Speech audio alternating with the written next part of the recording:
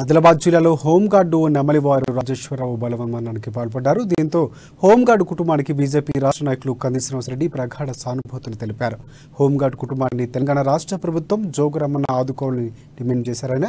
ఇక హోంగార్డు ఆత్మహత్యపై స్థానికంగా ప్రజల్లో అనేక అనుమానాలు ఉన్నాయని, ఈ అనుమానాలను నివృత్తి చేయాల్సిన బాధ్యత రాష్ట్ర ప్రభుత్వానికి ఉందని కంది శ్రీనివాసరెడ్డి అన్నారు.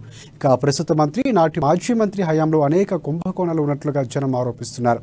జోగురామన్న కుంభకోణాలు, వసూల పర్వం తాళలేక పలువురు బాధితులు సైతం ఆత్మహత్యలు చేసుకుంటున్నట్లు జనాల్లో చర్చ జరుగుతోంది. ఇక ప్రజలకు ఎలాంటి ఇబ్బందులు ఉన్నా, ఎవరు నమ్మించి మోసం చేసినా ధైర్యంగా పోరాడాలని కంది శ్రీనివాసరెడ్డి వారికి పిలుపునిచ్చారు.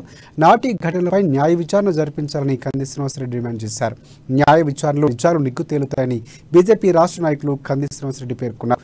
జిల్లా పరిధిలో అటవీ శాఖలో ఉద్యోగాలు ఇప్పిస్తామని చెప్పి నిరుద్యోగులు మోసం చేసినట్లు అనేక ఆరోపణలు ఉన్నట్లుగా కూడా ప్రచారం జరుగుతుంది. ఉద్యోగాల పేరుతో అమాయకుల నుంచి పెద్ద ఎత్తున డబ్బులు వసూలు చేసినట్లు ఆరోపణలు వస్తున్నాయి. ప్రజలు ఎవరూ అధైర్యపడవద్దని, ఆదిలాబాద్ను అభివృద్ధి చేసుకుందామని, కలిసికట్టుగా దుర్మార్గులపై పోరాడదామని కంది శ్రీనివాసరెడ్డి స్పష్టం చేశారు. ఇటువంటి సంఘటనలు జరగకూడదు. వారి కుటుంబానికి ప్రగాఢ సానుభూతి తెలియజేస్తున్నాం. వారి కుటుంబాన్ని దేవుడి అండ ఉండాలి. ప్రభుత్వం కూడా ఉదారంగా ఆదుకోవాలని ప్రభుత్వాన్ని కూడా కోరుతున్నాం. హోంగార్డు నేమానివార్ రాజు గారి ఆత్మహత్య వెనకాల అనేకమైనటువంటి కుట్ర కోణాలు, అవినీతి బాగోతాలు దాగున్నాయని ఆదిలాబాద్ ప్రజలు చర్చించుకుంటున్నారు. ఇప్పటి ఎమ్మెల్యే జోగు రామన్న గారు అప్పుడు అటవీ శాఖ మంత్రిగా ఉన్నప్పుడు, ఫారెస్ట్ డిపార్ట్మెంట్ మినిస్టర్గా ఉన్నప్పుడు కోట్లాది రూపాయల అనేక మంది నిరుద్యోగుల నుంచి ఫారెస్ట్ డిపార్ట్మెంట్లో, అటవీ శాఖలో ఉద్యోగాలు ఇప్పిస్తామని కోట్లాది రూపాయలు వసూలు చేసినట్టుగా ఆ నిరుద్యోగ అభ్యర్థులందరూ కూడా ఎమ్మెల్యే జోగురామన్న వారి కొడుకుల మీ పైన తీవ్రమైనటువంటి ఒత్తిడి తీసుకొచ్చి మా డబ్బులు మాకు వెనక్కి ఇచ్చేయాల్సిందిగా కోరితే ఆ ఒత్తిడికి తట్టుకోలేకనే అప్పటి జిల్లా పరిషత్ వైస్ చైర్మన్ ఉన్నటువంటి ఆర్య రాజన్న గారు ఆ ఒత్తిడికి తట్టుకోలేకనే గుండెపోటుతో చనిపోయారని ప్రజలంతా చర్చించుకుంటున్నారు.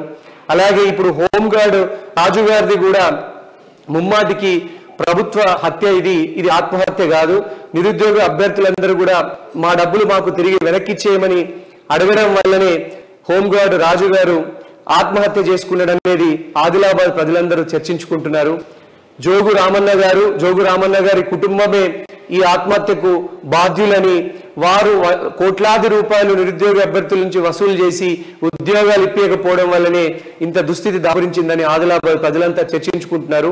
ఇందులో ఉన్నటువంటి కుట్రలన్నీ, ఇందులో నిజమైనటువంటి నిందితులు ఎవరు, ఇందులో దాగినటువంటి కుట్ర కోణాలన్నింటినీ ఛేదించడానికి ప్రత్యేకమైన దర్యాప్తు బృందం సిట్, స్పెషల్ ఇన్వెస్టిగేషన్ టీంతో విచారణ జరిపినప్పుడే, లేదా సిట్టింగ్ జడ్జితో విచారణ జరిపినప్పుడు మాత్రమే ఈ నిజాలు బయటపడేటువంటి అవకాశం ఉన్నది.